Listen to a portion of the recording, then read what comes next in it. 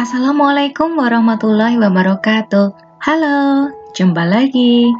Semoga kita semua selalu sehat dan semangat belajar ya.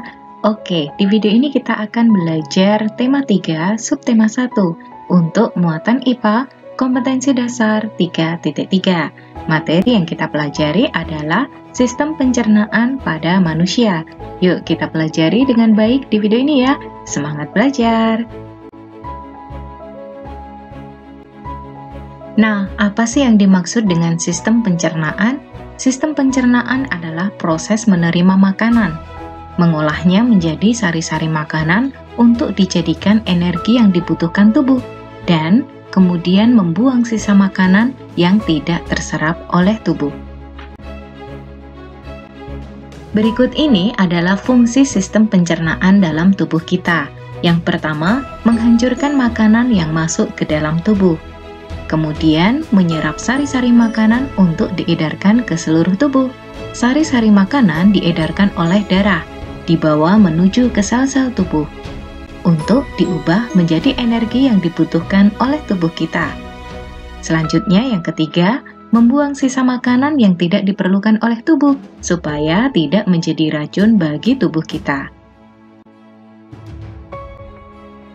Nah, pencernaan di dalam tubuh kita melibatkan berbagai proses. Yang pertama, proses memasukkan makanan ke dalam mulut.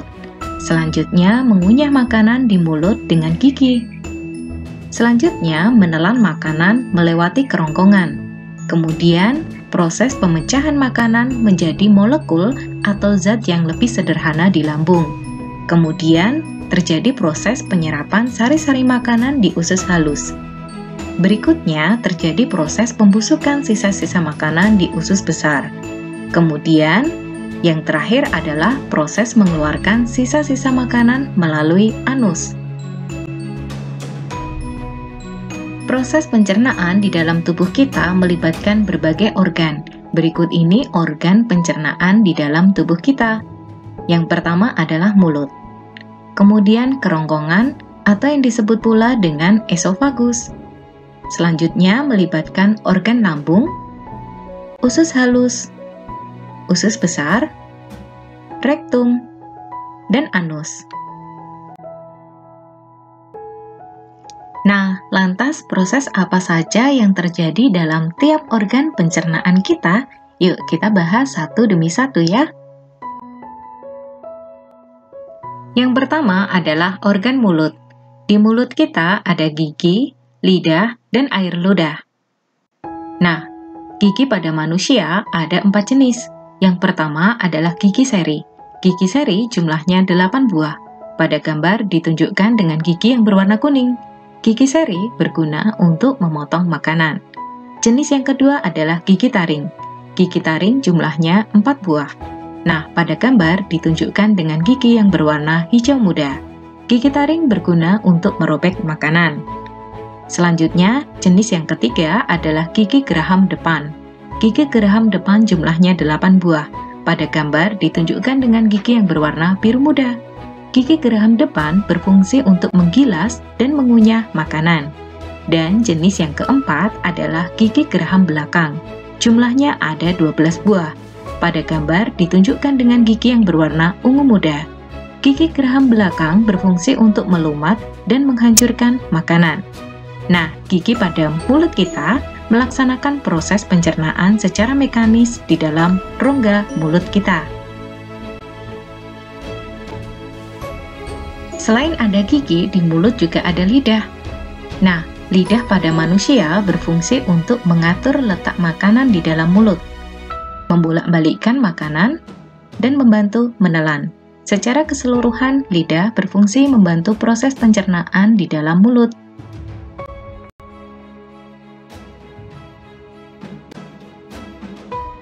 Di mulut kita juga terdapat air ludah atau yang disebut juga dengan air liur. Air ludah dihasilkan oleh kelenjar ludah atau yang disebut juga dengan kelenjar saliva. Kelenjar ludah atau kelenjar saliva ini terdapat di mulut dan ada 3 jenis. Yang pertama, kelenjar parotis yang terletak di bawah telinga bagian depan, kelenjar submandibula yang terdapat di bawah tulang rahang, dan kelenjar sublingual yang berada di setiap sisi lidah. Air ludah mengandung enzim petealin yang digunakan untuk proses pencernaan secara kimiawi atau secara enzimatis di mulut kita. Di mulut, enzim petealin ini berfungsi untuk mencerna makanan yang mengandung karbohidrat. Sebagai contoh, jika kita mengunyah nasi, lama-kelamaan nasi tersebut terasa manis di dalam mulut kita.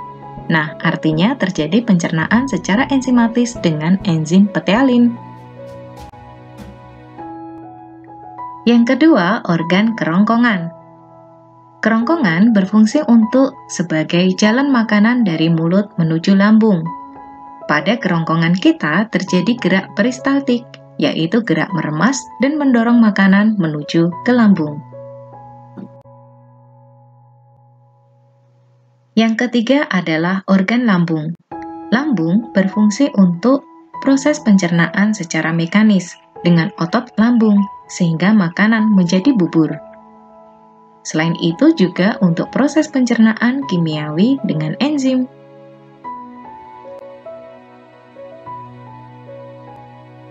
Di lambung juga terjadi proses pencernaan secara kimiawi atau enzimatis. Nah, enzim yang bekerja di lambung ada 3 macam. Yang pertama adalah enzim pepsin. Enzim pepsin berfungsi untuk mengubah protein menjadi pepton. Yang kedua adalah enzim renin yang berfungsi untuk menggumpalkan protein susu. Dan yang ketiga adalah asam klorida. Asam klorida ini berfungsi untuk mengasamkan makanan dan membunuh kuman yang masuk bersama makanan. Selanjutnya, organ usus halus. Usus halus terdiri atas 3 bagian. Yang pertama, usus duodenum atau yang disebut juga dengan usus 12 jari.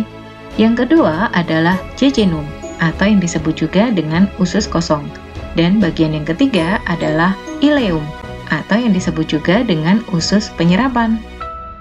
Usus halus berfungsi untuk proses pencernaan secara kimiawi dengan enzim yang dihasilkan oleh pankreas dan dinding usus 12 jari atau duodenum.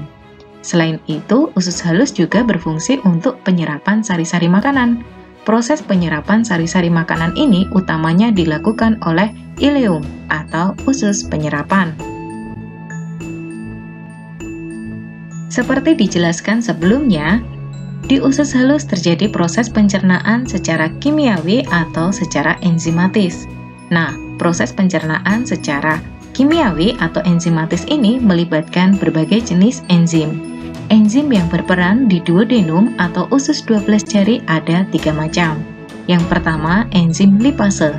Enzim lipase ini berfungsi untuk mencerna lemak menjadi asam lemak dan gliserol. Yang kedua adalah enzim amilase. Enzim amilase berguna untuk mencerna karbohidrat menjadi glukosa atau gula. Dan yang ketiga adalah enzim tripsin. Enzim tripsin berfungsi untuk mencerna protein menjadi asam amino. Nah, asam lemak, gliserol, gula atau glukosa, dan asam amino akan diserap di usus halus bagian usus ileum atau usus penyerapan. Organ selanjutnya adalah usus besar. Usus besar disebut juga dengan kolon. Usus besar ini terdiri atas 3 bagian, yaitu bagian naik, bagian mendatar, dan bagian menurun. Usus besar pada manusia ada 2 fungsi. Yang pertama untuk proses pembusukan sisa-sisa makanan dengan bantuan bakteri Escherichia coli. Dan yang kedua untuk mengatur kadar air atau menyerap kadar air yang berlebihan dari sisa makanan. Dan organ yang terakhir adalah rektum dan anus. Rektum adalah bagian akhir dari usus besar. Pada rektum terjadi proses penyimpanan sementara feses sebelum dikeluarkan. Dan organ yang terakhir adalah anus. Anus merupakan lubang pembuangan. Pada anus terjadi proses pembuangan feses atau kotoran sisa pencernaan. Oke, kita sudah selesai belajar. Terima kasih sudah menyimak video ini dengan baik. Sampai jumpa. Wassalamualaikum warahmatullahi wabarakatuh.